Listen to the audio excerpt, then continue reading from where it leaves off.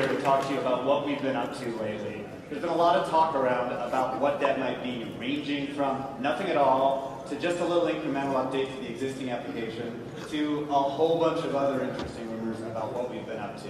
But I get to be one of the people that shows you exactly what it is we've been up to, which is building a brand new version of Final Cut Pro.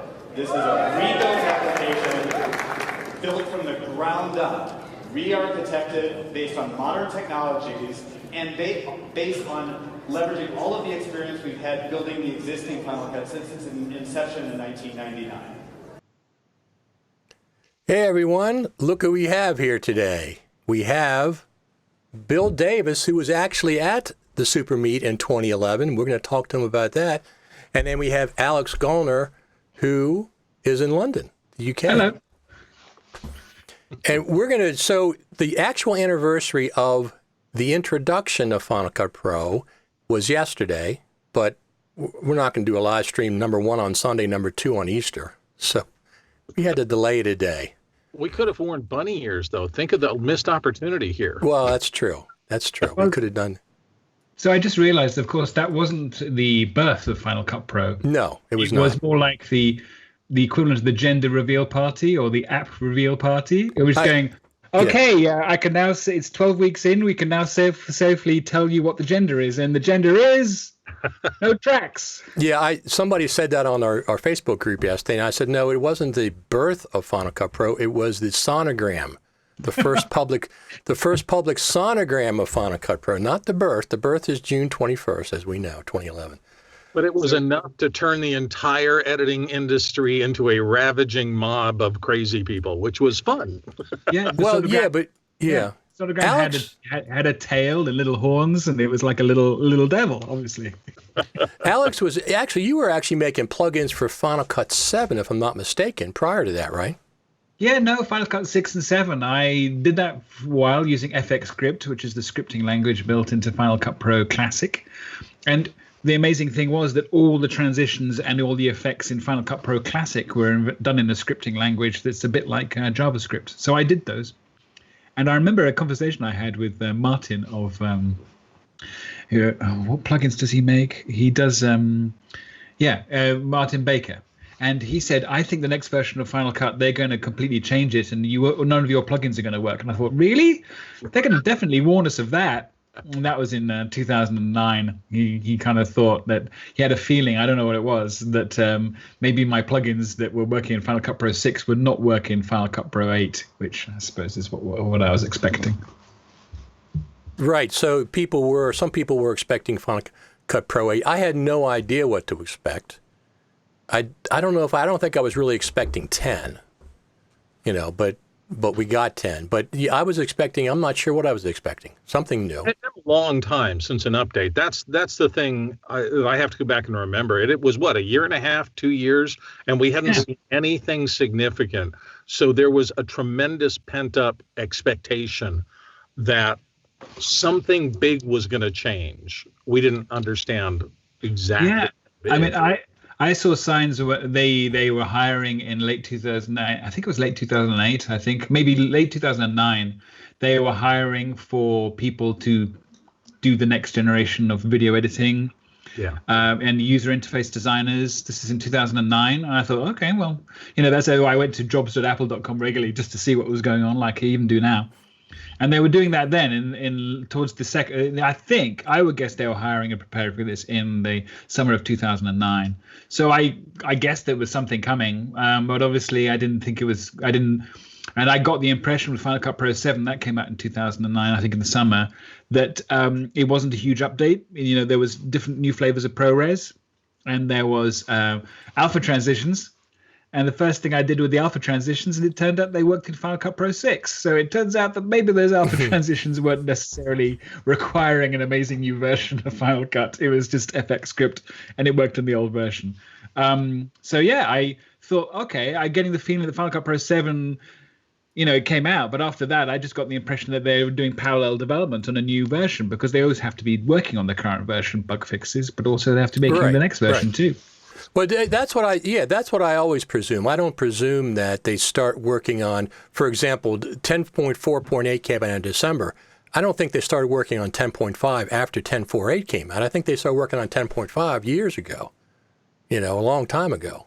At least the general layout, what they're going to do in the improvements, and they have a subset that's working on 10.4.8 specifically. So I think the same thing. They had 7, but did they just chop 7 off at the knees at 7.0.3 at some point and just say we're not going to do any more with this? We're just going to concentrate on 10? Is that what happened?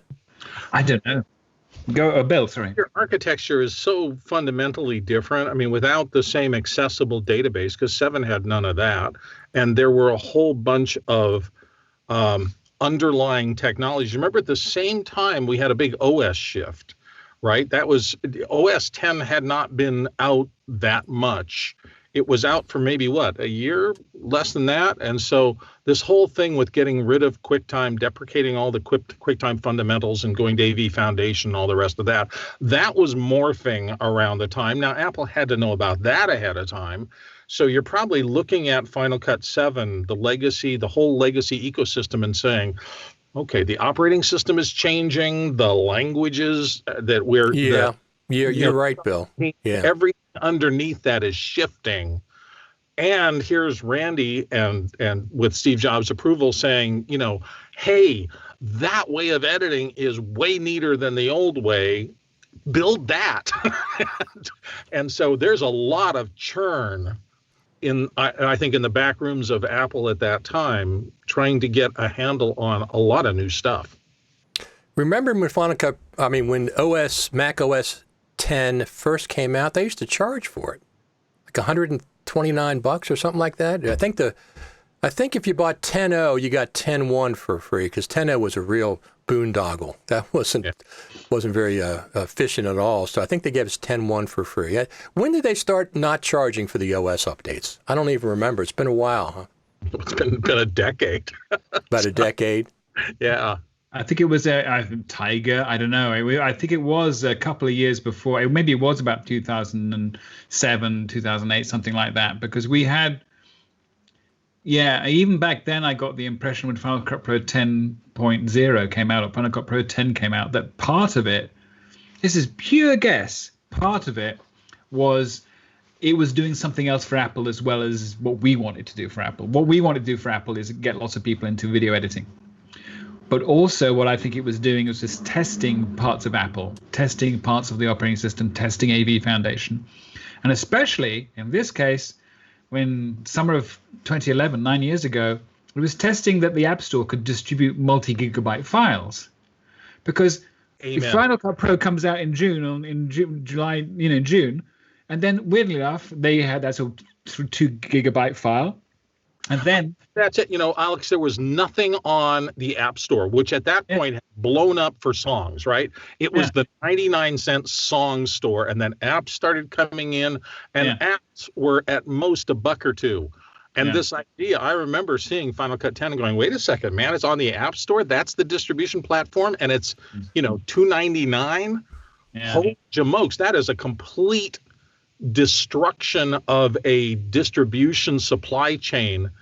If they can get people to click and spend $300 with a click from home and completely eliminate every part of the supply chain out there, because that's what it was before, right? It was Golden Master, make a million pieces of something, put them in distribution centers, put them on trains and boxcars, ship them all over the world, put them on ocean-going ships to get them to and all of that just became click. That is informative. So I think maybe they did it earlier than who knows if the Final Cut team wanted it. But the advantage is, it legitimizes the App Store, but did it really? Didn't seem to actually work. But the most important thing from a technical perspective, 4 months later, a whole version of Mac OS, or OS 10 as it was known in those days, can be distributed the same way. Right. So it's like, okay, we've distributed 150,000 copies of this thing. It's been 3 gigabytes each. I think now we've learned our lessons, because that wasn't a bad launch from a technical perspective. It actually worked. It was amazing. Right. All right, now we distribute 5 or 6 million copies of this thing. We could distribute 5 or 6 million copies of an update to Final Cut Pro of OS 10, or as it was known as those days. And that It's an example of how Final Cut has been really useful to Apple in ways that maybe people who are video editors don't realize. And it got them way ahead of this idea of incrementalism, which we didn't have before, right? You bought the software, and then maybe later you did a software update when big, a next version came around. But this idea of push it, people will rattle the cages, they will find things that are wrong and then do bug fixes and push that. And then, so the iteration cycle completely changed everything for software distribution. And so if you can, what did you think of Final Cut by yourself in your apartment, not with the rest of the media, not with the rest of the editors, when you initially saw it? If you didn't have any input from anybody else, what did you guys think? Alex, do you remember? Well, I mean, all I saw was I saw the video, right? And they had this. Of course, the way they demo stuff is they go and do a big shoot, and then they create an imaginary video that uses that shoot, and it demonstrates the ability of the software.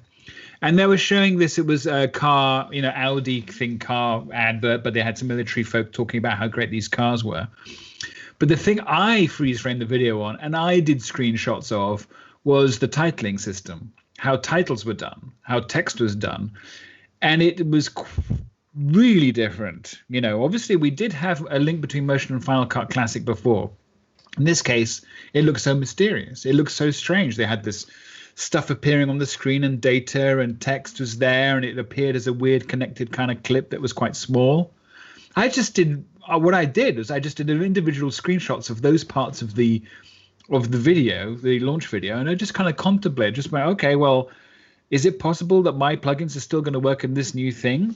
I thought maybe not now, but it looked really good. It suddenly looked like 21st century type stuff, or it looked like it was actually from 2011. It didn't look like it was from 2003, 2004. I had a feeling of modernity to it. So I was very excited by what seemed to be a weird new system for doing graphics and titles and stuff like that. That was the first thing I noticed, really. I wasn't too shocked or scared by the lack of tracks, and I didn't really understand the nature of what the magnetic timeline was from a kind of storytelling conceptual point of view. Sure. That took a few months, but then, it was my reaction. It's like, fine, I'm all in. I'm going to get this because I'm looking forward to making some free stuff for it. Because I'll be able to do that because I really like making free stuff for the previous version. That was my first thought. Right, and you did. Bill, what did you think? Before you got involved with Creative Cow and all the stuff the next day, if you can think of being by yourself in your apartment or your house, isolated, what did you think when you first saw it? Well, so I was at the launch at NAB in Las Vegas, so that's where I saw it for the first time. And because I go back a long way with Mike Horton, I was kind of working the event. And famously in Brad's movie, my little intro thing was I was working the line. So I got, when I was in Las Vegas, and normally a couple of days, I get there early. I used to go on Saturday because I had a press pass and I was doing stuff for press outlets. But I always took time off to do the super meet. And so somewhere around Sunday, I would call Mike Horton and I would say, what's going on? And this year I got a call from Mike that year and he goes, everything's a wreck. Everything is completely changed. And I said, why? What happened? He said, well, because I got a call just recently from Apple and I can't talk about anything that's going to happen, but the whole show has been torn down and rebuilt because there were a lot of other vendors, big vendors, who had put a lot of time and effort into preparing presentations for the Super Meet at NAB that year. And essentially, that whole set of arrangements was scrapped. And Apple was going to come in.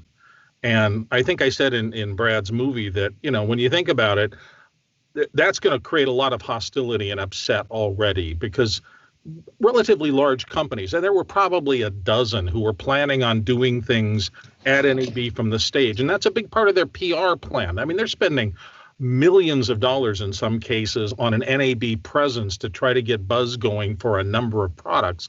And if you shut down one whole plan and you say Apple's going to do the whole thing, it's very disruptive. So that was a very disruptive year. And then when I got to the convention center that year, one of my normal jobs at NAB for Michael was kind of helping with the operation for getting people into the thing, checking everybody's registrations and allowing them in and all the rest of that, which is why I ended up being the guy who lifted the gate to let their in. And this was just a wholly different year. I mean, there was just so much buzz, and somehow it got around that this was going to be an Apple presentation, and nobody had expected that literally 3 days before NAB. And Apple's notoriously tight about their plans. So everything was different that year. Everything was different. And there was a kind of a hard wall. Every year before that, I was able to access every part of the setup for this. But in Apple's presentation space behind the tables for the vendors up front, there was just a hard wall with security guards there. So if anybody got to the venue, you knew something was changing. And then the other thing was that there was one young woman who was kind of sitting up against the pocket wall outside of that. And I remember somebody identified her as being from the press. So Apple's people came out, it was like, everybody was like, oh, there's somebody from the press here. How are we going to deal with that? So somehow some little inklings of something big here started creeping into my mind, that this wasn't going to be normal. Everything was abnormal about that 2011 NAB from every perspective. Mike didn't know what was going on. Nobody knew what was going on. It was just Apple had completely come in, taken it over, and locked it down. And so we're going to see something.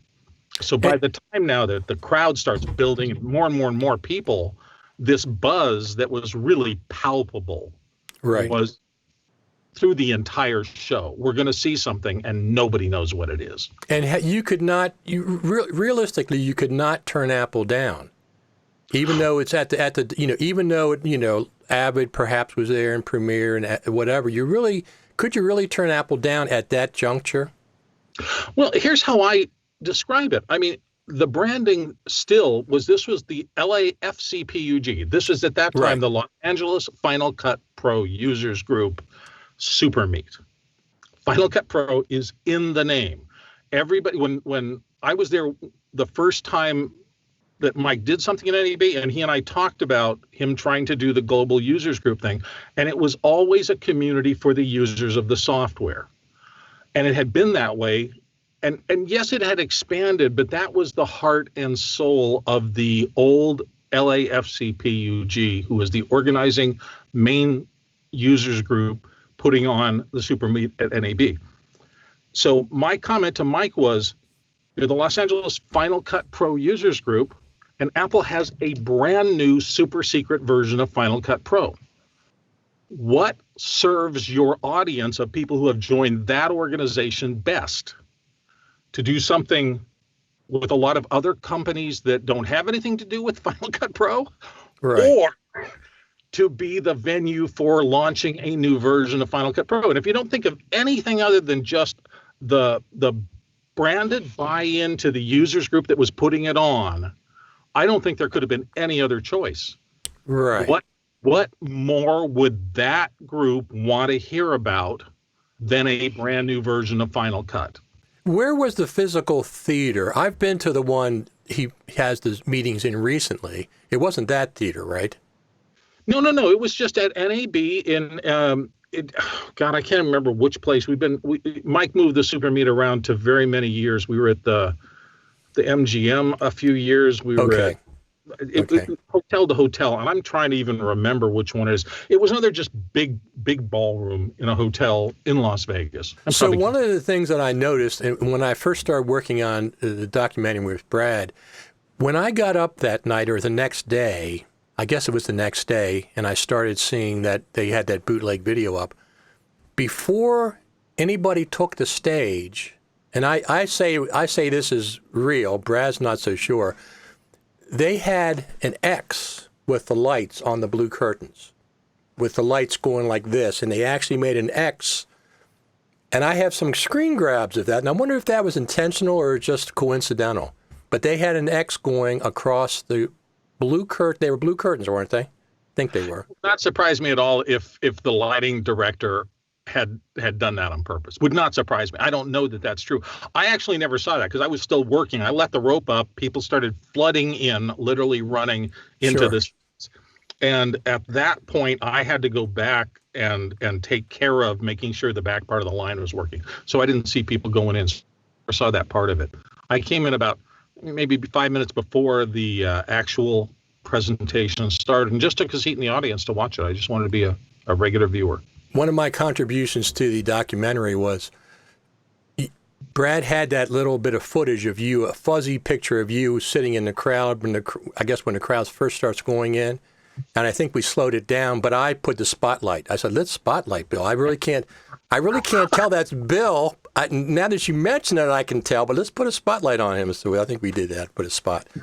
Well, a little handy cam. And this was way before he went to Apple. So he was he was the automatic duck guy, and he had a little table up front.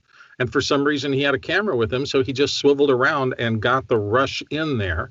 And Apple were all in communication with each other. And right before, I guess they had said, Bill, can you come and be the Final Cut Pro Users Group guy at the barrier? Because people are going to really want to get in. And it was me and a hired security guy who looked like 6 times larger than me. And we were standing up there at the little velvet rope after we opened the pocket doors. And we were waiting for Apple to give the final let them in, as they take care of every little detail backstage.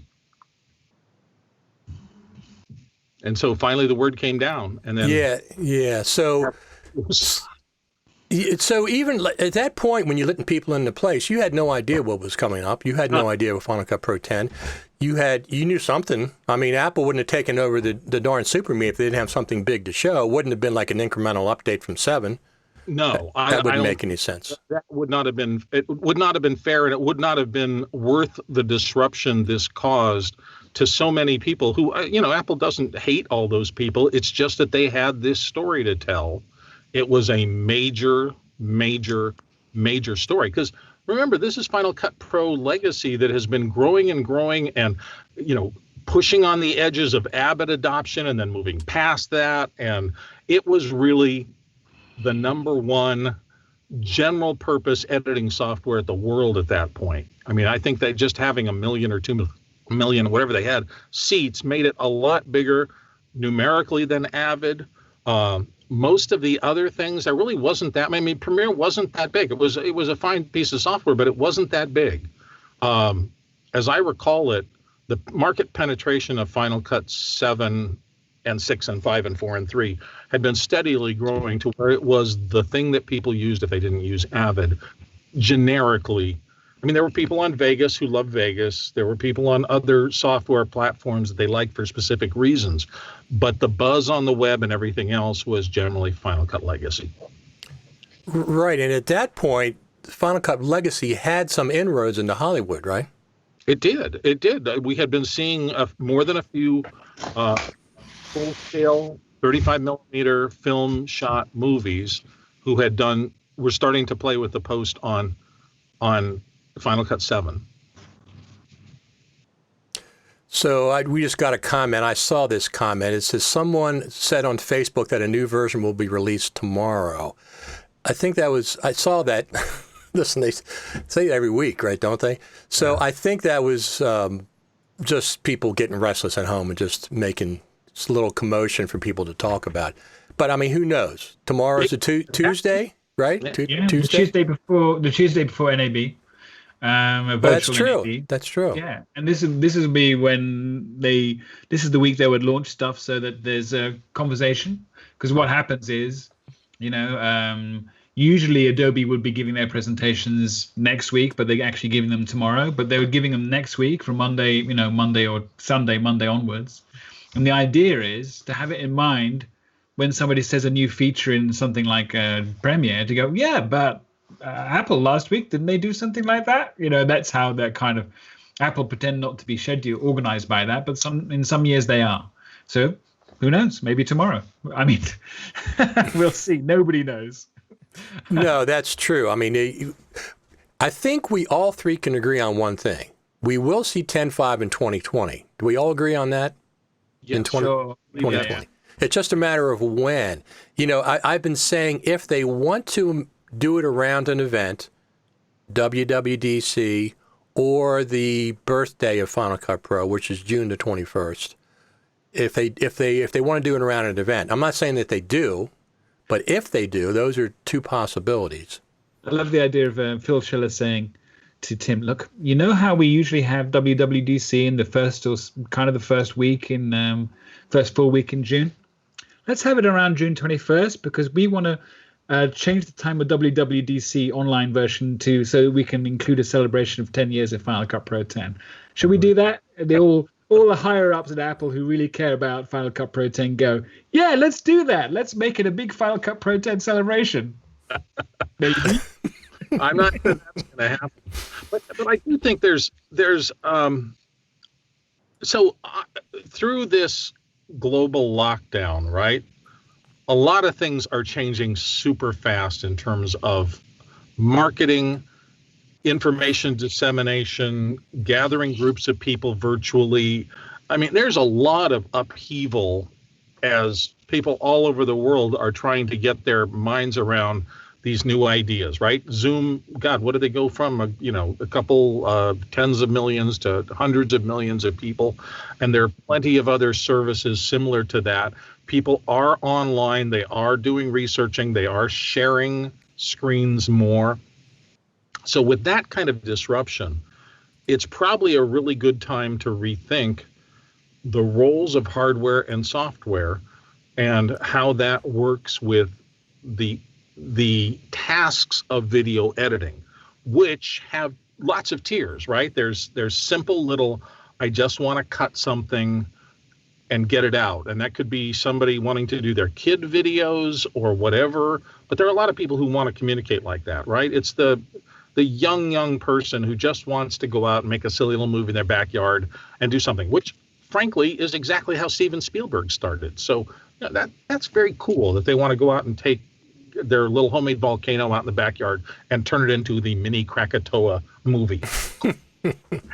And then at the top end, there are all these Hollywood studios who have to deal with this new virtually collaborative, but must have ridiculously high levels of security because there's hundreds of millions of dollars at risk.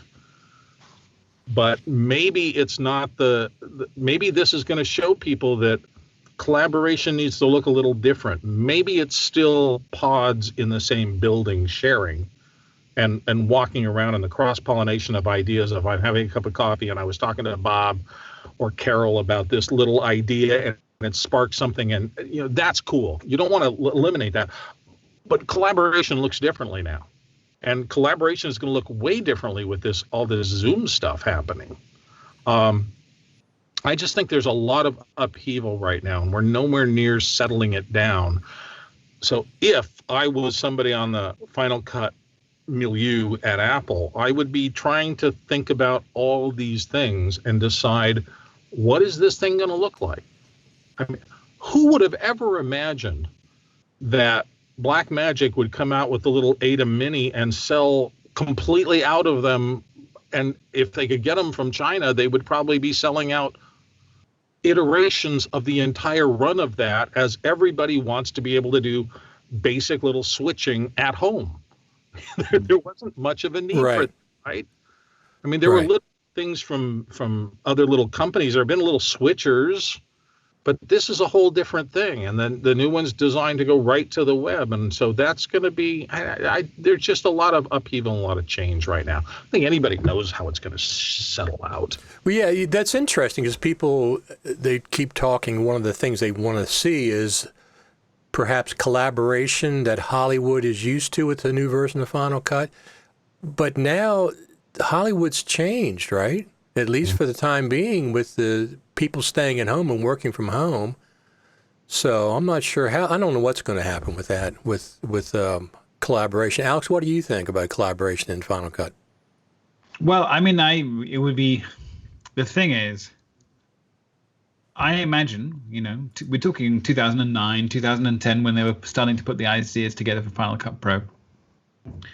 They knew at the time that groups of people want to edit stuff together. Back then, that was a thing. That was a thing that people were forcing Final Cut Pro 6 and 7 to do. They forced, because they wanted to use it so much, and it was so much better than the alternative that in theory was designed for real workflows. So they must have had an idea then. The question is, did that have impact on which database they choose to store everything in, or did they choose the wrong database and why? And was it the fact that they wanted to work on slower, small machines with not much disk space, as opposed to databases that can actually run on Macs now? And then why didn't they design Final Cut so they could have changed the database storage system back in some of the big releases? Right. It's something it's just strange, I mean, whenever I kind of detect that the Final Cut team is different, there's different ways that they can do things that don't work for us. One is they get the perception wrong, and they perceive what we need wrong, and then they serve that need, and they're just wrong. Or they know what our need is, they want to serve it, but there's other things controlling them, like the rest of Apple, which means that they can't do what they want. And you never know. We'll never know which it is that delayed collaboration for 9 years at the very least, because we just won't know. I mean, so what I don't want I want from Apple giving people what they need for collaboration, not what they want. Right. I want the form to be, they had this kind of segmented timeline pattern that I found, before Final Cut Pro 10 came out, which implied that different editors can work on different segments of the same TV show. And they knew there was a problem with the boundaries between segments and overlapping and how that actually worked. Now, obviously, people now use reels, 11-minute reels, double long reels, 22-minute reels, and they make sure music doesn't go across the boundary and edits. And so essentially, that's how kind of people secretly do it. In feature films, there's not as much collaboration as you might think. You just have different people working on different reels at the same time. It's actually not. It's still essentially a bit like a train going down onto a single track and handing a token, and at the end of the track, they hand the token to somebody else, and the train goes the other way. So it's Victorian. I would call this Victorian level collaboration, not even 20th century. It's so old fashioned. King George. I just find it really weird that people haven't actually, that Apple or somebody hasn't actually come up with something that's actually more than an accident from the way that NetWare used to do locking bits of the operating system. I just find it. So I imagine there was probably a plan in 2011 or 2010. It's just that other things have become more important. So it's a matter of helping the wider Apple understand the benefit. There's always been the balkanization of these schemes because, XML is a good example. That's, the thought is universal, but FCP XML and the Blackmagic XML style and other, we've inherited this old XML and it still doesn't understand magnetism. And so they had to make one that understands magnetism, and that doesn't work perfectly with this other system that has a lot of what the old one does and some of what the new one does. But I don't think we're ever going to get away from there. Then you're in the weeds of the intellectual property sharing, and IP is something that every corporation on the planet who's in the creative space must understand and manage. It's a funny kind of a beast there. And I think one of the funniest things about it is that if you don't defend your IP, you can lose it. So you can, in a legal sense, if you have intellectual property like a codec or a whatever it is, an XML implementation, you get these things, I want everybody to use mine, but I don't want to have to license using anybody else's. And it's not because you're a bad guy. It's because you must protect your intellectual property. Your organization invested in creating it, often at the cost of millions of dollars. And if you don't hold it somewhat tightly, you can lose it. They can go in and say, well, you didn't defend it. So Right. No, I they're gone. I have trademarks that are exactly that. Every 10 years you have to re-register and show that it's being used, or it'll go back into the general public. Public domain, yeah. So yes. It's a complex web of this stuff. So it's real easy from a user's point of view to simply say, oh, they should be able to put Blackmagic Raw in Final Cut over a week. Why can't you just? Well, yeah. Everybody knows we want it. Everybody knows we need it. So just do it. But I just don't think it's that easy. And there's not only the legal stuff. I think there are competitive. Apple's blessing and curse has always been they closely hold their technology such that people can't mess with it. Right. You can't get 35 versions of QuickTime like you can other codecs that, how come I can't read this AVI file on this machine, but I can read the other AVI file? And then you have to get, it's a wrapper, it's not a codec, and the underlying codec, and this is, it's a, 40 different kinds of codec, and this isn't the right kind. So that just messes everybody up. Well, I mean, I'm really hoping that essentially what we've got is like from the way that evolution probably happened in terms of having the points in which lots of things get destroyed and then a few things survive and then they come back out again. Right. Yeah. I hope with this transition to non-Intel chips, when Apple have made that transition and they've transitioned AV Foundation over to it, then they will support people supporting older codecs. So I'll be able to use my red DV codec, encoded DV footage from 1997 inside on my iPad or my Apple Watch or whatever it happens to be. I don't care. It's more essentially we have to go back to basics a little bit with the structure of the way that codecs work, because the principle of codecs is fantastic. Yeah. The idea of saying we don't really think that's a good idea anymore is more like you kind of have to say that for now. While AV Foundation and the codec situation goes through this narrowing, because then what happens is, okay, we only have to implement 60 codecs now to work on the iPad and to play back any footage that's been recorded since 2000. And then once that actually works, then we can come back to it and review the situation in 2024, 2025 and say, okay, we've got lots of old archives coming on and they want to be able to encode all that stuff and work with it. And we want to be able to work with it in all our A series or M series chips from Apple. Hey, you can now use the old codecs. Obviously VLC goes a long way to help with that thing. It shows it's all possible from a kind of actual coding point of view. But the idea of actually making something a little bit more modular again with codecs will be a very nice thing. And maybe online, it would be lovely if we could just throw it up on a service. I mean, the services like Vimeo and stuff like that do a little bit of that. I mean, take whatever you're creating, throw it up on there. They do transcodes, and they have a variety of automatically recreated versions that you can download. For a long time, though, there was still that giant gulf between broadcasters' requirements and the internet agile formats that worked. Although I had an experience, from about, I guess, a week and a half, 2 weeks ago, we got a call to do some crisis communication for a financial institution that we work with. They wanted to get the CEO on camera and then package that in with some basic raw footage. And they wanted to do it was a credit union. So we are doing matching funds to the local food bank. So anything you contribute to the food bank will match. So it was a great, it was a nice public spirited, let's get it out there. So we shot these things, we created them. And then I took a look at the entire, I've got 8 broadcast stations that I have to put this out to. And we need to get it on the air as fast as possible to start getting funds in to take care of the people who are food insecure.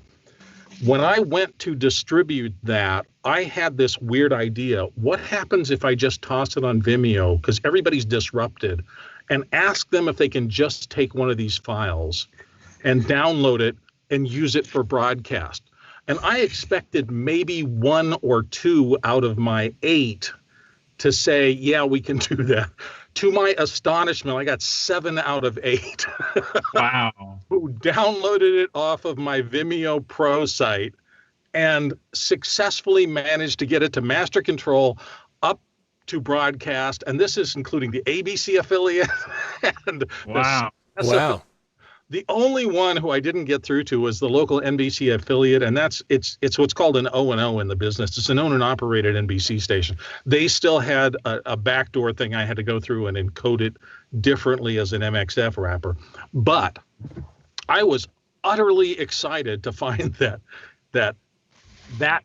7 out of 8 deliveries into the broadcast change I could do from one upload, a high-res upload into the portal. Get it to the sales guys and the marketing and the technical guys. Let them download it. There was one other that was a problem, and that was a Fox Sports Network, and their problem was they're still 1280 by 720. It's a more niche thing. Yeah. So, but there was one guy, we couldn't get it done over the weekend, but on Monday the right guy showed up and he was able to do it. So that just tells me that there is this gigantic shift in necessity, and this whole coronavirus thing has caused people to maybe stop being so rigid about only this works and you must do it my way, and if you don't put it to compressor and do it exactly right for what my engineers tell me I want over here, I can't work with it. Well, surprise, they could. Speaking of that exact thing, Brian Siegmiller says, do any of you guys know when we will have DNX HD and DNX HR in Final Cut Pro 10 with the update to Pro Video formats? I thought they already worked that out, that Avid was going to take care of that. Didn't they announce Avid was going to take care of making the a wrapper or whatever? Or we're back to intellectual property. It's the same debate about who's supposed to do the Blackmagic raw converter. Is it supposed to be Blackmagic? Supposed to be Apple? Who's in charge of that touch point? But I think it was a public announcement. Apple and Avid said that Avid was going to take care of doing. Oh, that's what it was. Avid's going to take care of making those compatible with Final Cut Pro. It's a wrapper, whatever the heck it is, and then Avid was going to allow ProRes RAW in Media Composer, something like that. It was some kind of a trade-off. That was public. I mean, my answer to the question is it's on the 7th of May at 3 p.m. He asked when, right? Oh, no, yes, he did. Yes, he did. Sorry, no, I have no idea. Sorry. No, that is really cool, obviously, that it's happening. And it's weird that, I mean, to some extent, who knows if this is Apple teasing Blackmagic, saying, "Hey, see if you play ball, this is what you get," So who knows what's going on with their. Well, who knows? Maybe it's in. That's why I'm predicting something to do with afterburner cards and the field programmable gate array encoding of red footage on an afterburner card update or something like that, and maybe for some reason. Blackmagic don't like Apple being close to red in terms of that and making ProRes RAW work. Who knows? It's some crazy political stuff, which is quite different in a way from the engineering side of things. I mean, just look at NVIDIA and all that. Exists, though, and it's important. I've told this story, I think, on Richard's show before, but I was at NAB one year and I was reporting, and so I was kind of rambling when the show was closed around things, and when the show opened, I went through the front door and I thought, oh, God, I haven't had time to pick up my lanyard. So I grabbed a lanyard from the first booth I saw, which is Blackmagic, because they used to be up there. And I put that on. And then later in the afternoon, I had a interview with one of the senior people from one of their competitors. And before I went in, the PR guy literally asked me for my badge to see it for a second, took off my lanyard that was branded Blackmagic and put on a lanyard that was branded for the other guy. I mean, underneath this, we all get along and everything's fine. These are competitive corporations, and they are highly competitive. That's a piece of their DNA. So you never know whether this is a technical issue, a marketing issue, or some other issue, maybe a strategic plan issue that is causing them to not do simple things that we think, oh, why don't they just do that? Why don't they just make it easy for all of us? A lot of reasons. Well, yeah, it's true. So how many people would you guys guess are on the actual core team of Final Cut Pro? I mean, we know the forward-facing, the public people. We know them. We see them all the time. Maybe 5 to 6 of them. But what about the rest? 3 years ago at the FCPX Creative Summit, 3 or 4 years ago, they said at the beginning You turn around and there's the rest of the Final Cut Pro team. And there are dozens of people all the way at the back of the theater. I remember that. They haven't done that since then, but that one time, I think the very first one I went to, they did that.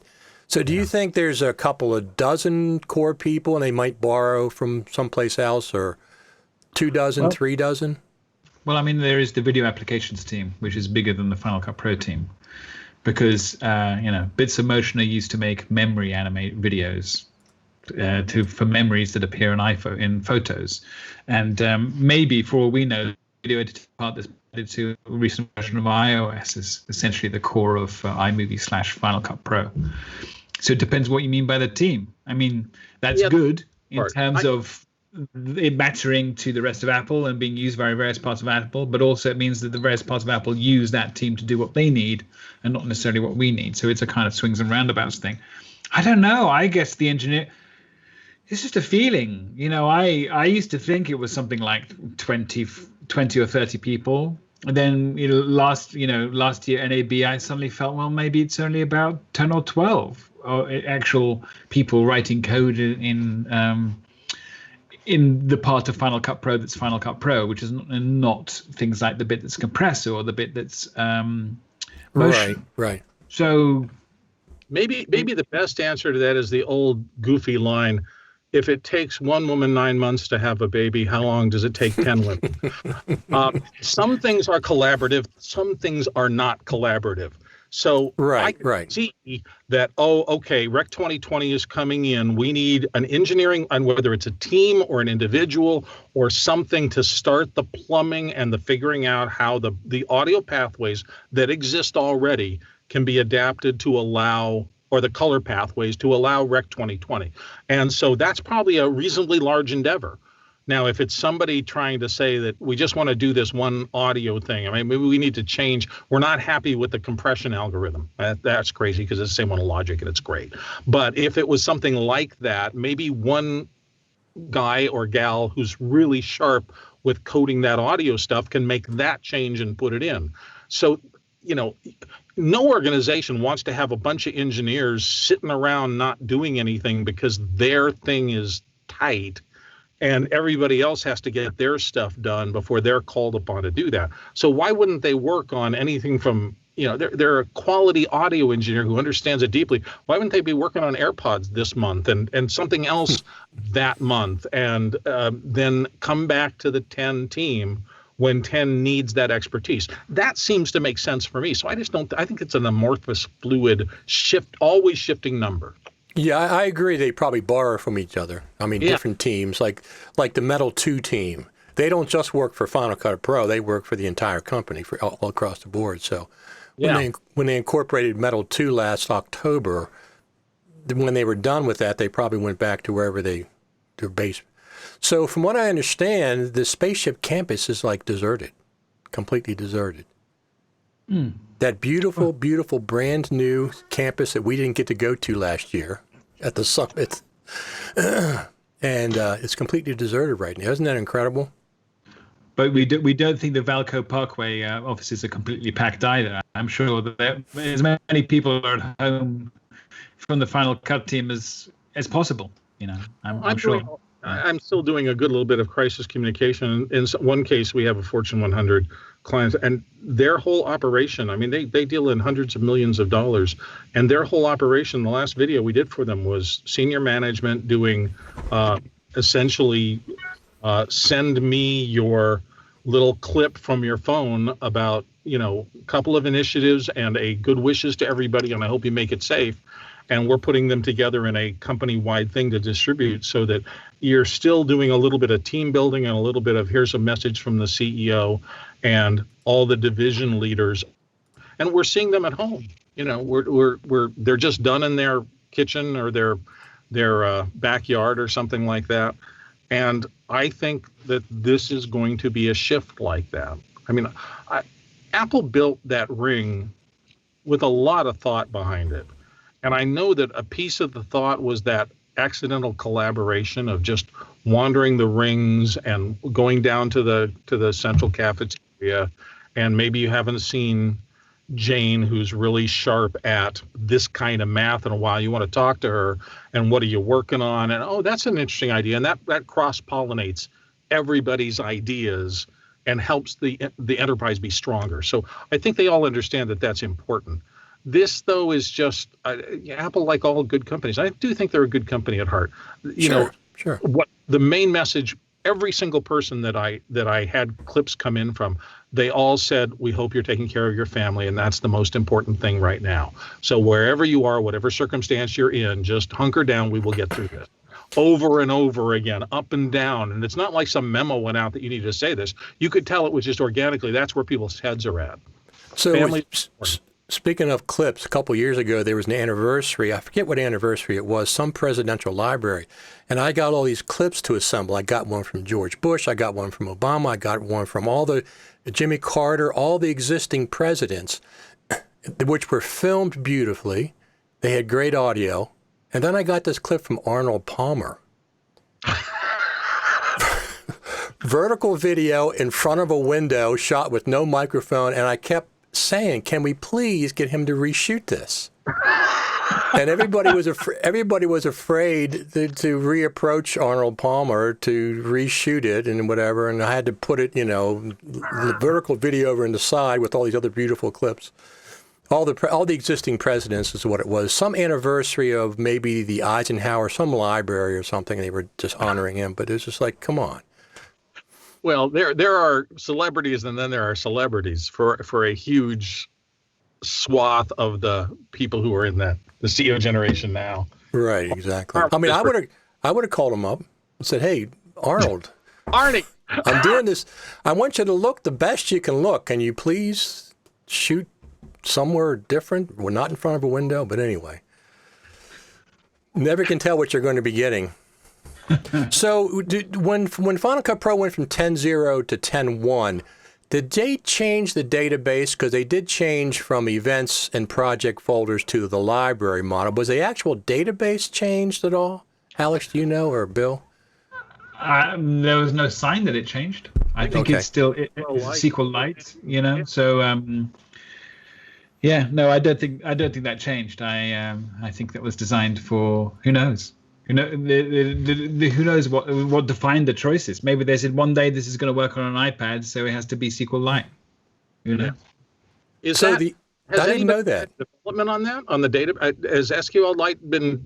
I do it as an acronym. I don't know what the hell it is. Maybe it's SQLite. Has anybody done any? Is it under development? Do you get updates on that, or is that a fixed thing?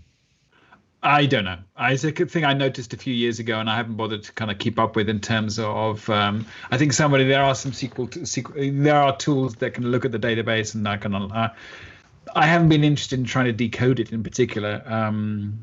It was more that when you find out that it's designed for one user at a time, you just go, okay, well, I don't particularly, I'm not interested anymore. If you see what I mean, because there's not like it is. Optimized for more than one user, and you just go, okay, well, yeah, I think I'll investigate something else. I had a fantasy one day that they would replace it with a database engine in Final Cut in FileMaker Pro. That would have been. Well, yeah, no, I mean, given the fact that TV companies and movie companies use FileMaker Pro in order to organize other things. So if somebody in the costume department could suddenly get, the new shot and seeing some frames representing each shot that shows how good the costumes look based on what they do, the DP is doing. Right. And it's just part of the general database, part of which is the footage that is being captured. I think that would be conceptually a very good thing. So the data would flow both ways. And then you'd actually get a comment from the costume designer would suddenly appear as a marker on the timeline because justified. It goes the other way. When the edit changes and it turns out you don't need the collar to be that long because you've cut that frame out, then they don't have to redo the collar. I wondered though if because they both in-house, right? Because Claris, what used to be Claris is kind of folded back in, it's half in, half out of Apple. That I wonder if they tried to do something like that, but the number of spider web connections that happen in even a semi-relational database, I guess FileMaker is not truly full-time relational. the number of spiderweb things out there, by just tracking that, it might have slowed down the editing interface. I'm just guessing. And at some point, one peg they've pegged Final Cut Pro 10 with is that it's incredibly responsive and fast. It is. No, I mean, the thing is that obviously hey, if Final Cut Pro stored all its data in a FileMaker Pro database, or fine. In practice, what we're really talking about is the fact that there's an extension to FileMaker that allows it to access Final Cut databases, and Final Cut databases and FileMaker databases available to Motion, so Motion plugins can now have access to those databases and backwards and forwards like that. It's more about the business model. It's more about Apple being excited that there's 50 or 60 or 100,000 freelance FileMaker database developers going out there trying to sell their services to everybody. And if they could also say, and also we can do video, that's just the wider part of Apple that wants people to be going further with their iMacs, iMac Pros, MacBooks, but now they can do video because they've got FileMaker, they've got Final Cut Pro as well. And I don't think Adobe and Avid and even Blackmagic have got any chance in being able to compete with that. It's like, would be pretty remarkable because FileMaker Pro is very cloud aware. I mean, it has, you can, anything you do in FileMaker on your desktop, you can pop up and do it on FileMaker Go. And there's a lot of cloud linkage just in there already. That would be pretty awesome. Yeah, I mean, I just like the idea of, hey, if I don't think it's likely, given the fact that Final Cut Pro is very useful for marketing purposes to explain what a Mac Pro is to journalists. But if Final Cut Pro was part of Claris, and Claris actually invested in the relationship between all its developers and all its third-party developers and all its, in this case, what would be workflow consultants, and they have events all over the world of FileMaker. They have FileMaker staff giving presentations and talking about stuff, and then going into meetings, and they have a developers conference, but it's got normal people in it, and they go and learn about FileMaker and making databases for their clients. And you can buy it outright, and you can rent it, and you can have it on the PC. It's crazy. It's a crazy Apple situation, and I just like the business model idea of it, in which Claris actually cares about other people making money out of the ecosystem and supports other people making money out of the ecosystem and wants them to come up with new ideas. And even Claris may even want people to benefit in their own lives from being experts in FileMaker. And that sounds very Apple-ish to me. And I'm surprised that the other part of Apple doesn't want Final Cut Pro to be like that. So we know WWDC is going to be virtual this year. If they introduced a version of Final Cut Pro 10, not even as a major thing, just maybe as mentioning it. Remember when we went to the FCPX Creative Summit when they first introduced the new MacBook Pro about 2 or 3 years ago, the day before they had the event introducing the MacBook Pro. And I was coming in from the airport, and I just remember the woman casually mentions, oh, by the way, that's the new version of Final Cut Pro. I think it was 10.3. Just casually mentions it the day before the FCPX Creative Summit. So they could do something like that at WWDC. I mean, it's possible if it's ready to come out at that point.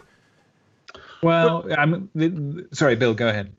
Well, I was just going to say, different focuses, though. You got to remember the constituencies. I mean, marketing is very aware. The reason they did NAB was because that's where all the video heads are and audio heads are to an equivalent degree. WWDC is programmers. That's its core competency. So I'm not sure whether, unless there was some sort of new programming or application messaging that they wanted to get out, whether taking time in WWDC for anything beyond maybe a breakout or two would make much sense. I don't seem to see it, but I could be easily wrong about that. Well, there's two aspects of WWDC. The first day is about having the attention of the world on you. Yeah. First day is when your main broadsheet newspapers and all these days their websites are going to say, this is what Apple will bring out in the fall. Yeah. There's going to be new features of your iPhone will be able to do this in later this year. Apple won't say when, but it's usually in the end of September. Cool. Wow. Right. Right. And to some extent the Mac as well, but it's just about iOS. Yeah. And then days 2, 3, 4, 5, and 6 is about trying to get the developers themselves to put a lot of work in to getting ready for Mac OS next version and iOS the next version, and iPad OS the next version. So on the one hand, that's why Adobe gets to be on stage sometimes, because Adobe is better than Apple when it comes to demonstrating things like After Effects. Because imagine if they said, okay, we've got Metal coming soon, Metal 2, and here's some engineers from the Motion team showing how great Motion is with Metal 2. And all developers go, great. Oh, well, obviously these Motion developers have been playing with it and learning it for the last 6 months. So, of course, they're going to find it easy and they're going to be able to implement it fast. No, the story always is, Apple, 3 weeks ago, Apple asked us to come along, and we've only done this for 2 weeks, and look how much faster it's got since we've implemented this new feature based on the new version of the OS, which is now available on beta for you developers right now, and you can download it. So it's supposed to be inspiring to say you could be the Adobe on stage next year. That's why, you got Luma Touch, and you've got other stuff demoed on the iPad. You shouldn't demo iMovie, the next version of iMovie or Final Cut on the iPad, or next version of iPad OS, because then people go, great, I know who my competition is now. I don't think I'm going to be doing any video applications on the iPad because Apple are just going to roll over me. So you got to Sherlock, yeah, the WWDC is an interesting launch place for it. I mean, another more fantastic way of using WWDC is to say, we're going to extend iOS, iPad OS, and Mac OS. So we've got another data type, and the data type is a collaborative video collaboration thing, which any app can access, including Final Cut Pro. If you really want to say, let's make a new data type and make new parts of and a new database that any video application editing system can use, hey, yeah, then we're talking about a collaborative, a new OS from Apple, which is about collaborative media and media in general, radio, TV, movies, object-based media, VR, all that kind of stuff. And this will be secretly sneaking in people getting ready for actually AR glasses, but they can't say that, hey, we hopefully are going to be using AR glasses in December 2021. Please start developing for them. No. What they do is they bring out code in the previous OS that says, once you really know how to do this code and use this part of the operating system and use these new data types, it'll be really useful when we do actually produce our AR device, but of course we have to keep that secret until it's ready. So WWDC could use iMovie, Final Cut Pro, and Motion, and that thing to talk about something interesting. Of course, what I think is they should just treat Final Cut Pro like Mac OS and say, look, we're going to do an update a year, and we're going to force ourselves to, because forcing ourselves, there was iOS. Now there's iPad OS. They named it iPad OS in order to force themselves to make sure they paid attention to the iPad, in order so that things were specific to the iPad only, in order to force themselves to make it annually, not 18 months, which is the iPad's kind of heartbeat at the moment. If they could do that with video collaboration, that'd be amazing. And they say, look, we're going to force ourselves. In the summer of 2021, we're going to announce that in 4 months' time, we've got a new version of Final Cut version with these things in it. It benefits things like Safari, which is open source kind of web. Imagine if you have an open source thing that's a bit like Safari, but it's for video. And then Final Cut was just one of the implementations of that thing. Seems kind of Apple-ish to me. Yeah. I guess what I was thinking was if 10.5 was going to be announced around NAB was canceled, the next logical possible event, once again, if they want to use an event, I'm not saying that they do, they could announce it at any point. But if they want to use an event, they only got really WWDC before the summer. They're not going to announce in the middle of summer, I don't think. I would think July and August are not, very busy months to announce something major like 10.5. Well, it begs the question of whether the death of NAB due to the virus issues quashed some kind of announcement that Apple had been heading towards at NAB. And no, we can't tell. Right. And does that mean, so imagine yourself in the position of Apple marketing, Apple PR or whatever. You have to make a decision. We had this thing, maybe we imagine that they had this thing that they might have liked to roll out at NAB. They've been probably working on it for a year, and now they're ready. But suddenly NAB isn't going to happen. So can you do the same thing in some virtual fashion? And to your point, Richard, you're right that they only have a certain number of these events. So unless we all get emails sending you saying Apple is having a virtual video event, and it took us 3 months to put it together after the coronavirus canceled NAB, then maybe there might be something like that coming, or they might try to roll it into WWDC, or maybe they feel like what's happening now with 10 on the new hardware. I don't know about your guys' experiences, but I'm just kind of rock solid. I'm having very little problems, and I'm getting a lot of work done and a lot of work pushed out incredibly fast. And that's just with standard investment. I mean, I got a new laptop because it was time for me. I was 3.5 years into my old one. And that plus the newest versions of Final Cut Pro 10 has been solid and performative such that I'm getting stuff done real fast. So there's nothing that I'm missing. My hope part of my brain back there in the very back is that they're working on something really cool that'll excite me when it comes out. If that was in line for NAB, it's on the shelf now for some, until they can do something to get it out there. Because I don't think they want, it doesn't make any sense to do it any other than a big announcement kind of thing if it's transformative. And if it's just incremental, they could roll that into a regular update and just push it. So I don't know. I'm totally at a loss. The thing is that NAB is also about other people making Apple announcements, not Apple making Apple announcements. It's Red saying now we've got this new update that allows you to do afterburner things. It's Blackmagic saying something. Oh, you've been complaining about it, but hey, wow, fantastic. No, of course they had their announcement last week or something. There was not much to it. NAB is for other people to make Apple announcements. It's not like, okay, imagine if NAB was going and we're all going to go there, would we really expect Apple to have an announcement? Yeah. Even for Final Cut Pro 10.5, even if it was transformative, it's quite likely, given recent patterns of what they've done, they're going to sponsor a bloggers thing in January in LA. They're going to, maybe they could sponsor this mobile journalism thing that's going to be happening every Friday for the next few weeks. Right. They could just say supported by Apple. They only just need a few people to mention Final Cut Pro and iMovie a few times at these things, and they're paid for their support. Right. So in practice, hey, I don't think I would be surprised if the cancellation or the onlineization of anything has truly changed the Final Cut Pro plan.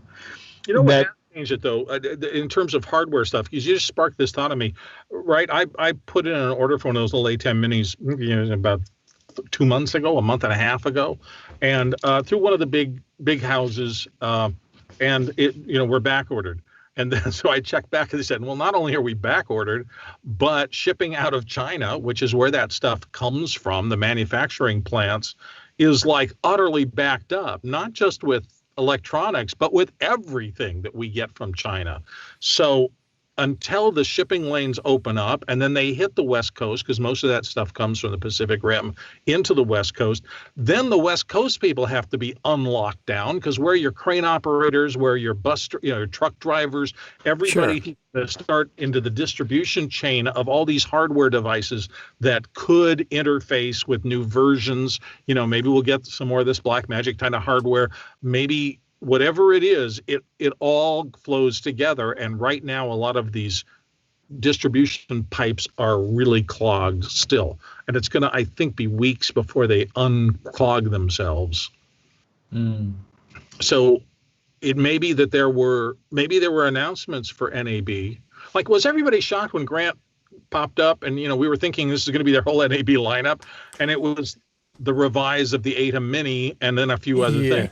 No, I think the Blackmagic a lot of times will announce some of the things prior to NAB, and that was like a singular thing, right? The A10 Mini Pro or whatever it was. Right, exactly. Just one single thing. It only existed for 6 months. Only a limited number of people got them. Then the supply chain got backed up, so you couldn't get any more. Sure. Shipping got shut down, and now there, I know a lot of people who said, "Yeah, I want one of those. I can't get them." Right. Those. Right. Can't get any of the screaming dongles right now. But we're pretty sure Resolve will get an update, NAB-ish week, either to. Is it at 16 now? I think it's at 16. Is it 16? I think so. So either 16.5 or 17, whatever the next iteration would be. We're pretty sure that's going to happen.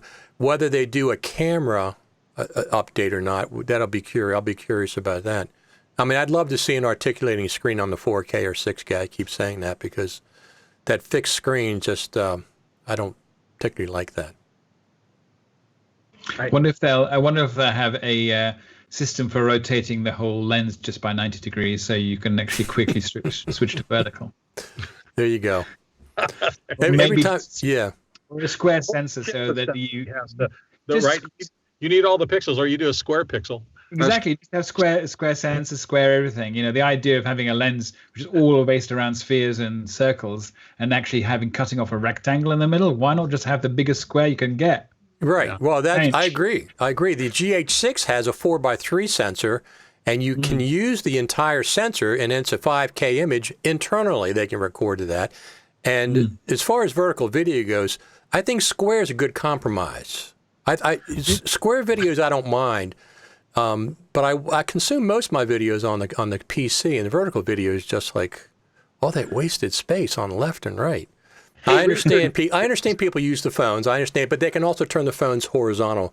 How do they watch YouTube videos? They don't watch them vertically. If they do, I'm going to slap them and tell them to turn it horizontal so they can see the entire thing. Hey, Research Genius says, whoever's working on the square high-resolution Fresnel lens and that zooms, throw money at those people, please. Yeah. Amazing. So have either of you tried Quibi? I have not seen a couple of pings about it. It's on my far, far, far edges of my look radar. Yeah. I mean, they broadcast both vertical and horizontal video to you at the same time. You just turn your phone and you get to see the other aspect ratio. So it's interesting. Interesting idea. How do they deal with something that was filmed horizontally? Do they crop it or? No, they commissioned the creators to make sure that the vertical version is, it's more likely, actually. They tell the creators, look, make the vertical one, make sure it works vertically, and then also, if you want to do something, make sure the horizontal works as well. Because obviously, vast majority of people using Quibi will be looking at the vertical version first. I see. But some creators are deciding to have different information on the horizontal. So vertical is the normal one to experience, and horizontal could be, I think there's one about some woman going through an experience. So she's actually recording the same experience at the same time horizontally for her to looking out into her phone, but we're watching everything vertically. So we can choose to watch the same 5-minute thing again from a different point of view, with the same sound, but with different visuals based on with different information coming in. So they're trying to make a little bit more out of it than just cropping the sides off, or Right. So what you're saying right from the beginning, they look for somebody to make the Red Cross sensor, right? It's like that, and then it's got a horizontal and it's got a vertical sensor. And then, so you are in one or the other, and then you have to have two viewfinders. One's always on vertical, one's always on horizontal. Or it just rotates. I saw a drugstore with a little drugstore near me, like a few minutes walk away from me, and they had a cross-shaped screen, literally the shape of a cross, and they had video playing on it, and it was all cropped so people's heads are off and the part of the cross you couldn't see. Hilarious. So and of course, it being a cross meant that it was 1x3 and 3x1. It wasn't even 16:9. It was a seriously wide screen and seriously tall screen. So that's the future, everyone. Get ready for aspect ratio increases. Red Cross monitor. So either you guys use Instagram? I have an account, but I'm not sure what to do with it, because I can't stream live to it from the PC. You can from your phone. No, I mean, I put a few things up there just to kind of learn about it, but unfortunately what I'm looking at and what I'm seeing is not really what I bring to the world. It's actually what I'm thinking. So that's why it's more Twitter for me, because essentially what I'm thinking can be expressed in some words then people can read. Right. Whereas what I'm looking at is just where I happen to be when I come up with an idea. But what I'm looking at is like, bottle with water in it, or books on shelf, who cares? My son's generation was the first Instagram-y kind of generation. He's 26 now. So 6 years ago, and before that, when his group was in their 15 through 17 things. Because I'm in the media business, it was fun. And they used to come to my studio and we used to do fun projects with them. So I still got probably 10 of those folks now approaching-ish 30 or below, 20 to 30s. And so those are my Instagram friends. And so it's kind of fun to watch the production kind of work they're doing through their Instagram and Twitter feeds and those kind of. I actually should find out what is my Twitter handle, my Instagram thing, just in case I want to get hundreds of new followers from you watching. I don't. I can't even remember what my ID is. Obviously it's Alex4D kind of, but I don't even know. At some point.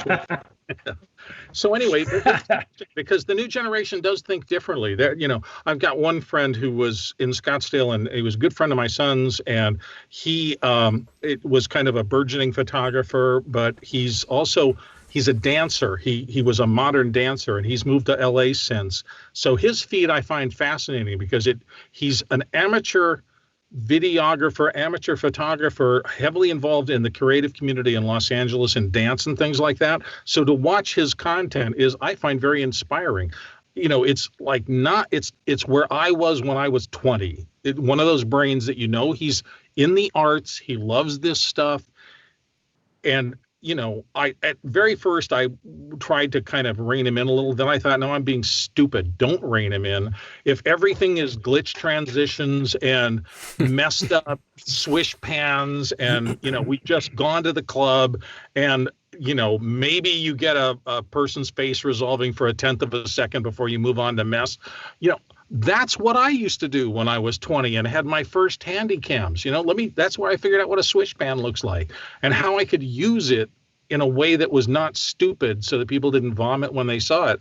So this generation has to do the same thing. They've got to use the tools and the processes that they are discovering for the first time and put that into their creative mindset and then make the work that they want to make.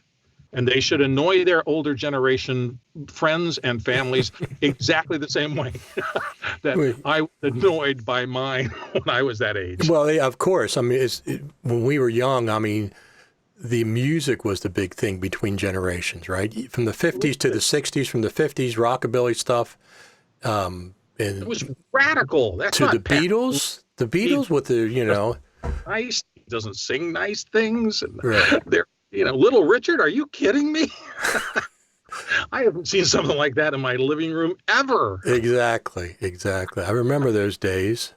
It's generation, and they're changing in a very much different environment where everything is kind of semi-public, and their feeds and they're learning out in the open. We had the great advantage of failing in our studios and then never showing all of our failures, and they're live. So if it doesn't work live in front of all their friends. And I think that's a different thing. I hope they continue to push those boundaries. Well, absolutely. I hope we do as well. So when 10.5 comes out, whenever it comes out, we all think it's going to come out in 2020. It could come out. Does Apple need an event? No.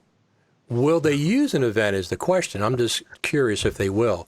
I don't think they'll release it in July or August. Those are horrible months to release something major, but obviously they could. When it comes out, I wonder if it's going to really, I'm expecting a home run with this version. It's been 28 months since 10.4 was introduced. 10.0 to 10.1 was 30 months, so we still haven't broken that record, but everything else is like 16 months average. So remember and mention right now that they said 10-year plans back 10 years ago when Final Cut came out. Thing is that I would say that I don't know if version numbers and marketing decisions are not really how much was in each update, because I would say workflow extensions, adding workflow extensions and the other features around color in November 2018 was the last big update. Just because it wasn't called 10.4. But they didn't want to call it 10.5. It was just whatever version it was. But that was the last, I would say, big version. Last year was about, software compatibility with Catalina and then hardware compatibility with the Mac Pro. So yeah, I'm kind of the version number.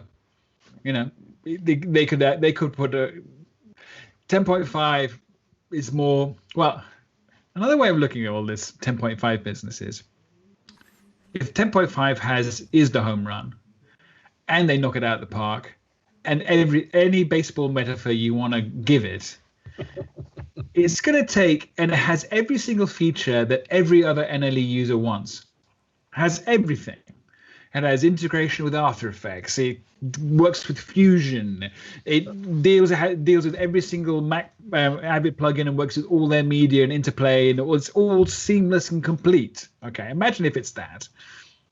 The problem is, it will still take 2 years before, or even longer. If Apple just released the version that has everybody's answer to everybody's questions, that's not enough. Well, of course not. It doesn't mean that the editors will actually trust Apple. It doesn't mean that post-production people will trust Apple. It doesn't mean that anyone making decisions about whether to use Final Cut Pro or not will suddenly trust them just because their program does everything that they want. That's actually almost irrelevant. The sad thing is, I was talking to somebody who works in an ad agency in London. And he works on different advertising campaigns for people all over the world, major credit card companies and big brands, fast-moving consumer good companies and stuff like that. And he thought that Final Cut Pro was discontinued. He literally thought Apple wasn't even making it anymore because everybody's using Premiere to make commercials, international campaigns all over the world. Now, he isn't making the decision, I want to use Final Cut Pro 10. And the people he's working with aren't making that choice. It's just fashion. It's just kind of facilities houses making money and the people supplying facilities houses giving them the advice. So, hey, if I had a choice between Apple making other people feel that they cared and Apple had a future with them and they didn't release Final Cut Pro 10.5, the choice, I'd rather Apple spend time getting the post-production world to trust Apple than even release one more new version of the software. Well, which would you choose? I'd rather have no new features, but Apple spent a year trying to suck up to everybody like Adobe do, but actually have a reason to, and actually do things that the post-production communities and have no new versions. What would you choose? I don't know. It's a tough call. And the reason that it's a tough call is that I've gotten so much joy out of the way Apple did this. And it's I'm on the boards and I listen to all these people yelling about pieces of the other programs. And that doesn't mean they're bad programs at all. They're fine programs, but they seem to have a lot of frustration. I still use the term friction. There's one thing from me coming out of linear timeline-based non-magnetic editing and getting over into the magnetic world, I've seen friction crumble out of all sorts of aspects of everything to do with my workflow, right? Finding clips, database, lots less friction. Magnetic editing on the timeline, lots less friction, particularly in revision. Because revision, I think, it's not talked about enough in terms of what 10 does in terms of I've got 5 changes. I have to make this and get it out by 2 o'clock this afternoon. And I'm done with all 5 changes in 15 minutes. Then I'm thinking, well, okay, I've got 3 hours before my deadline. Maybe I'll watch something on TV, or maybe I'll get away from it for a while and I'll go talk to my wife and then I'll come back. It's those kind of friction crushers that 10 has successfully done through there. And maybe they're there in the other software, but I don't seem to get that feeling from listening to people talk about the other software. They're successful with it and they feel good about it and it gets all their work done. But I don't hear that same kind of, this is so much more frictionless and it's making your life easier. Maybe it's there and I just don't see it because I don't use them. But I'm trying to remember the last person I knew of who really I saw on the boards and who really got into 10 and then wanted to go back to something else. Now, maybe they're out there. Maybe I just don't talk to them because I'm so connected to the 10 ecosystem. But it seems like what Randy set up to do with making video editing faster, more fluid, and easier, he largely accomplished over the course of all this time.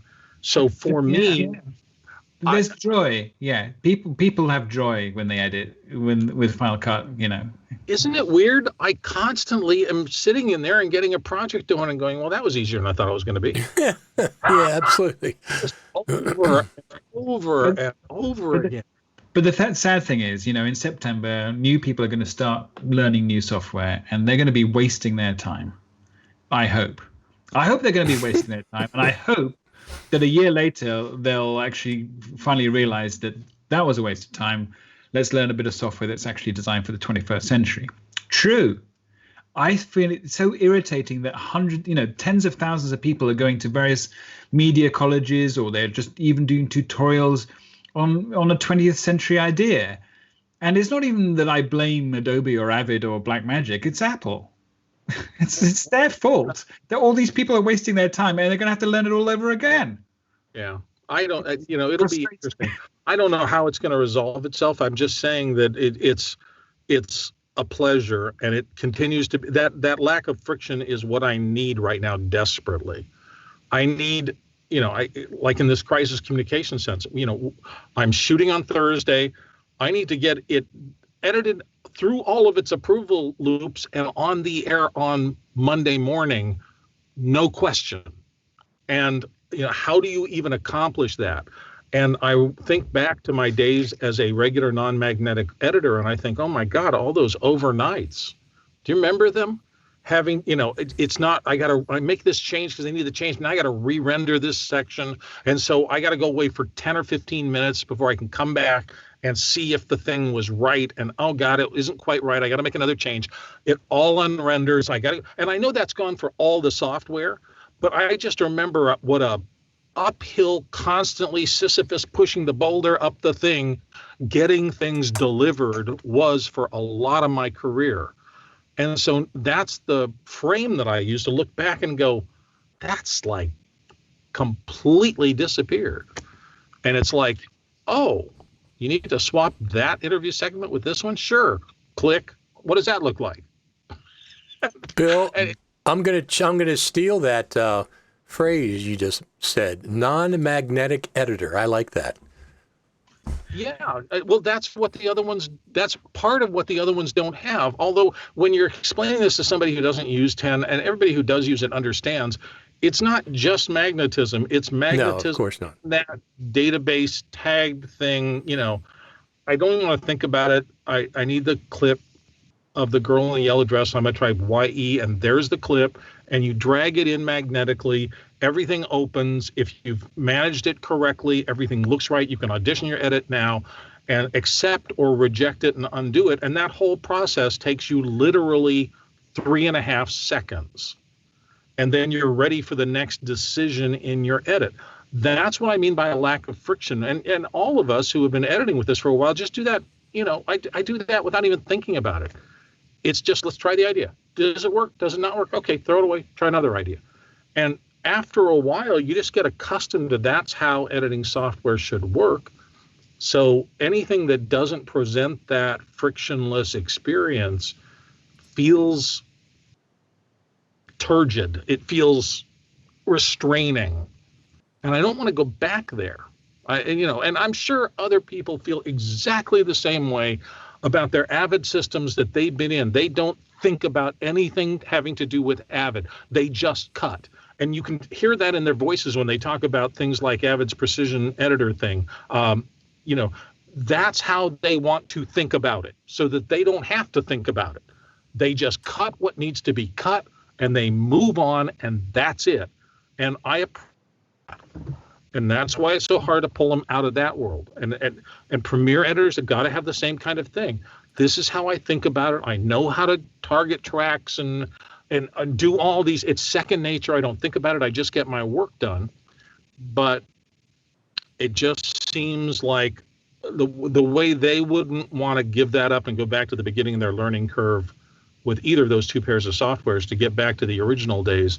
If they don't do that with some of these new tools coming out, whether it's Final Cut Pro 10, the way Resolve works now, or whether it's LumaTouch and the, those little editors, I'm not fluid with them yet. maybe someday I will need to be. Maybe someday it really will be that I want to do my cutting on an iPad Pro, and I need to use LumaFusion and just do it on a pad. Maybe, I don't know. We'll see. So all these years I was waiting for a touchscreen MacBook Pro to come out, and they went around the back end that came out with a touchscreen iPad Pro that looks like a MacBook Pro. When you add the keyboard and the trackpad, I mean, you have the touchscreen, you have the keyboard and the trackpad. That's a MacBook Pro, right? With the touchscreen? A little bit. I like that. I like that. The idea. I was talking to Chris Fenwick a couple weeks ago, and I said I'm going to get. I'm looking at getting an iPad Pro just for LumaFusion. Yeah. I absolutely love LumaFusion. He said, "Why? Just edit on Final Cut Pro." And he's right. I will. I always go back to Final Cut Pro because I've been using it for so long. But I wouldn't. I like LumaFusion a lot, and that new iPad Pro with that new keyboard with the trackpad. That's what makes the difference, that trackpad. It's just like having a MacBook Pro touchscreen. I mean, people say, well, why do you want a touchscreen for? Well, it's not, I wouldn't use the touchscreen all the time, but just some of the times. Just some of the times. Like whenever I'm on my, you go to my phone, then I go to my MacBook Pro. I don't know how many times I've tried to touch the play button on the MacBook Pro to get the QuickTime video to play. I've done it all the time. I said, why isn't this playing? And then I realized, well, I'm on the MacBook. No wonder. Right. I've done it. I mean, I do it. It's just you got a fingerprint on the MacBook Pro screen. That's it. Now you're having to clean your screen over and over again. Yeah, absolutely. I don't know. User interface stuff is its own juju, as they say. It's absolutely.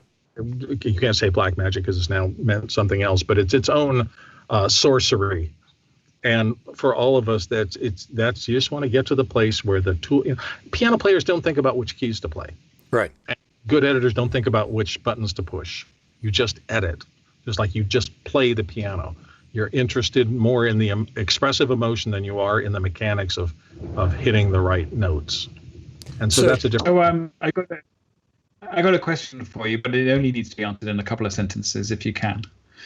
And that is, when you need to describe motion to someone, Apple Motion, Motion 5 as it used to be called, but now seems to be just Motion, how do you explain it to people who just need to know what it is, but that's it? What is motion? I'm trying to decide whether to use the word hybrid or not, but I don't think so. It is a motion graphics creation program.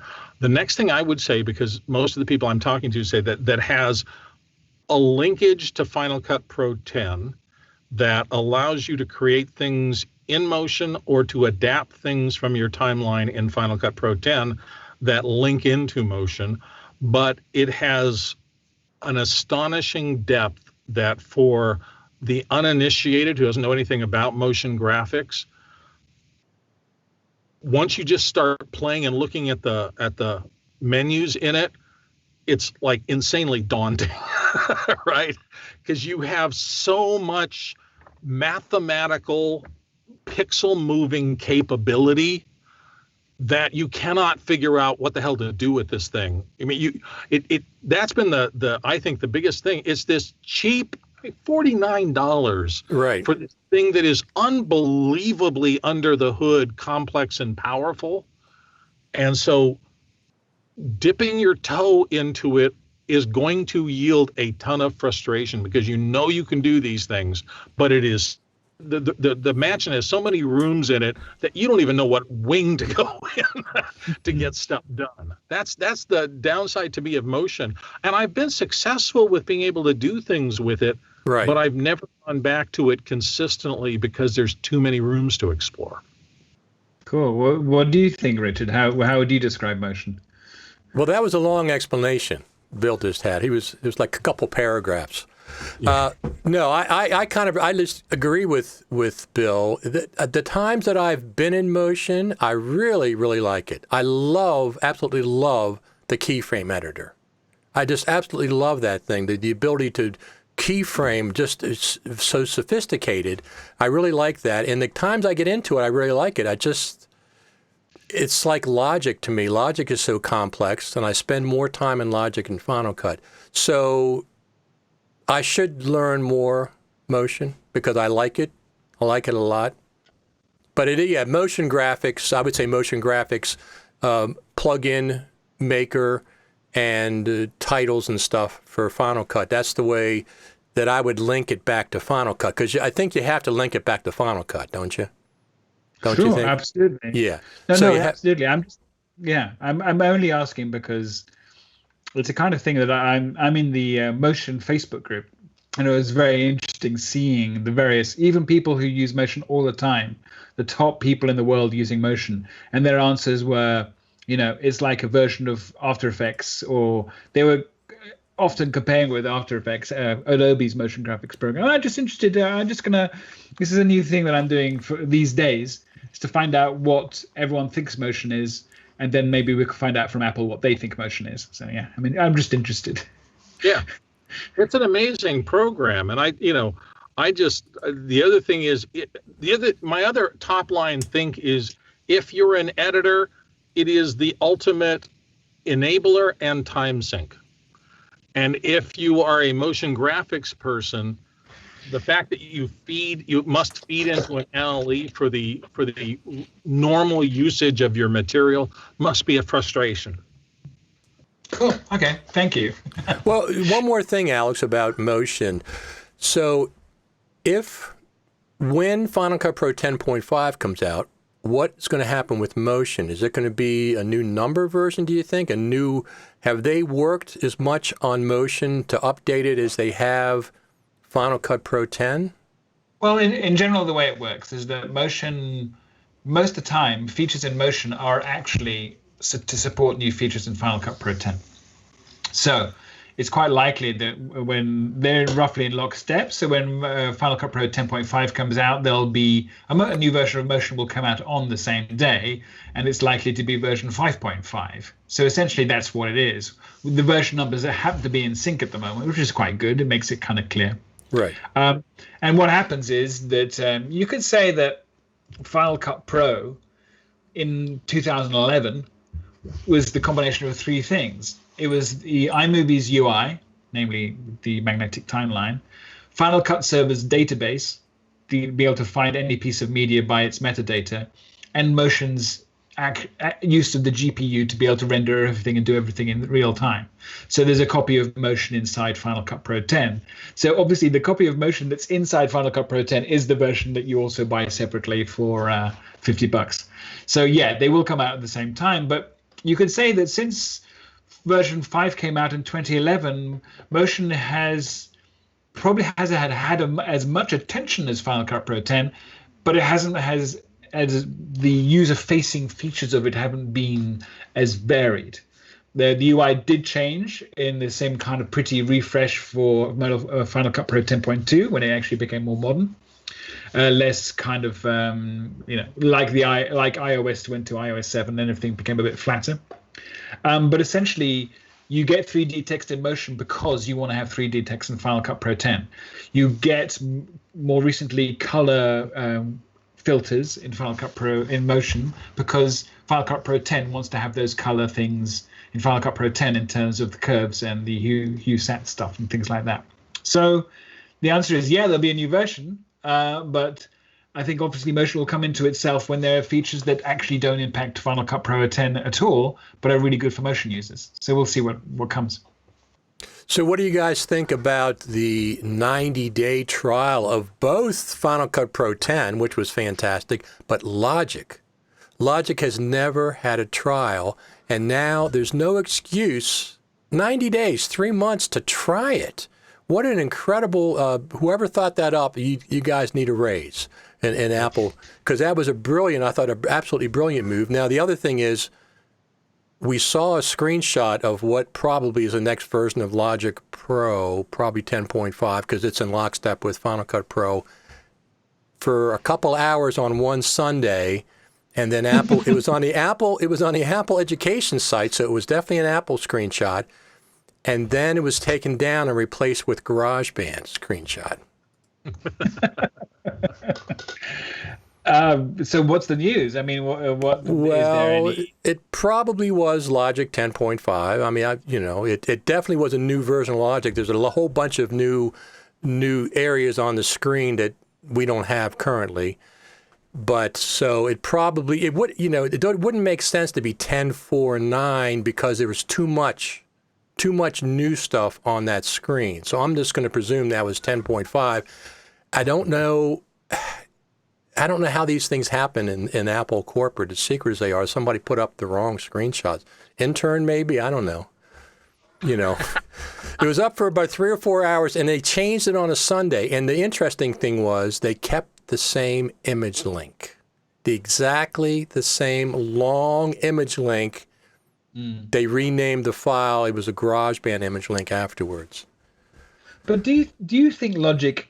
I mean, what I want, of course, because even though I got Logic because I think it's a good idea for me to know what's going on, I have never really had a complex enough show in order for me to be able to use it. I still want Soundtrack Pro 10. I want a new version of Soundtrack Pro because the actual workflows for doing soundtracks to movies and TV shows, object-based media, every single clip and every single element inside a video clip having its representational in terms of audio, and those audio things having their own 360-degree panning.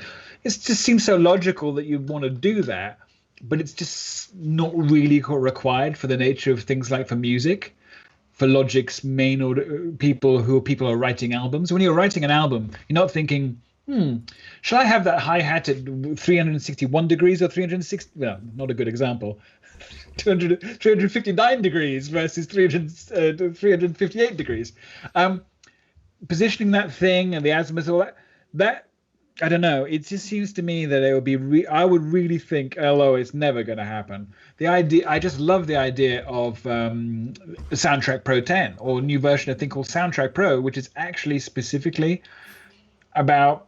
It's almost like what you're doing. Certainly in the case of. I get the impression with, and I did actually do a course in the Avid one. What's it called? Pro Tools. And with Pro Tools, it's like, oh look, watch the dancing bear. It's not a good dance, but look, the bear is dancing. It's that kind of situation. Exactly, where it's. I got past the note. I have to sneak out of here. I got work to do. Sadly, this was fun. I know we've been so blessed. We've actually had ongoing work through this whole thing, and I almost hate to say it. I don't want to jinx it. I also not intending to make anybody feel bad because I know a lot of people are out there wishing they had some work, but. This is the crisis communication stuff we're kind of involved with, and I got to get back to it.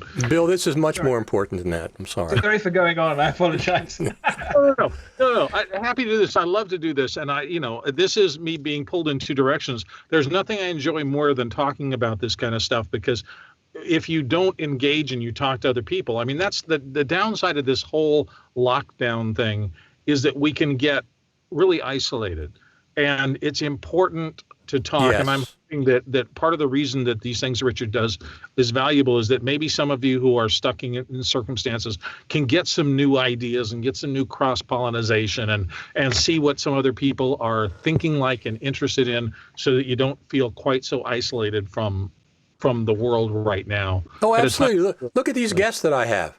Two of the best. It's important to do this kind of stuff, and I want to do it as much as possible, but there's also just pay the bills. Pay the bills. This is important to keep going. So it's great to see you all. Alex, nice to see you. I haven't seen you in such a long time that it's great to get a tap into London, and I hope you guys stay safe and continue on the positive side of things. And you too, Richard. Yeah, absolutely. So everything is calm and collected in Washington, D.C., and I'm got to sign off. Okay, Bill. I think we're just. What? I think we're just going to sign off. We've been on for an hour and 48 minutes. Plenty of time. Anyway, so this was the actual.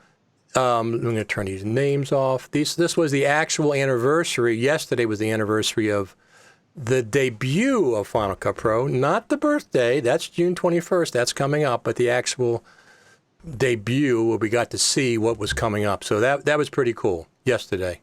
So yeah, we'll get 10.5 sometime in 2020. We're all confident of that. When that happens, it can Apple can just drop it, or they can do it around an event, whatever they choose. So hopefully the FCPX Creative Summit in the fall is on. So far, I mean, hopefully by then we've got everything sorted out with all this isolation and stuff. Well, yeah, who knows? Travel may be take a little while for certain countries. It could That's be true. that some countries, it may be that Europe may not accept people to come from countries which are slightly later in the process than, for example, people from the States may not be able to come to Europe. It may turn around a little bit. You never know. We'll see. We'll find out. I'm looking forward to what they do with WWDC online with Apple. If they come up with something new or neat or clever, and who knows, maybe sessions on Final Cut Pro and Motion. Boy, that would be incredible. That would be incredible. That would be good. That would be good, though. Cool. All right, Okay. Alex, thanks for joining in, and thanks for all you do for the Final Cut Pro community. We all appreciate it. Thank you very much. I appreciate that. Do you want to plug your plugins? Well, yeah, if you go to alex4d.com, there's still my animation transitions that help you animate stuff. Just you drop a transition on, it animates stuff onto the screen or off the screen. alex4d.com. But mainly what I really spend my time thinking about is what I'm going to tweet next. So Twitter, alex4d, ALEX, number 4, the letter D. Very right? good. Yeah, Alex4D. Yes, that's it. At Alex4D. Thanks, Alex. Thanks a lot. Bye. Thank you very much. Bye-bye. Bye.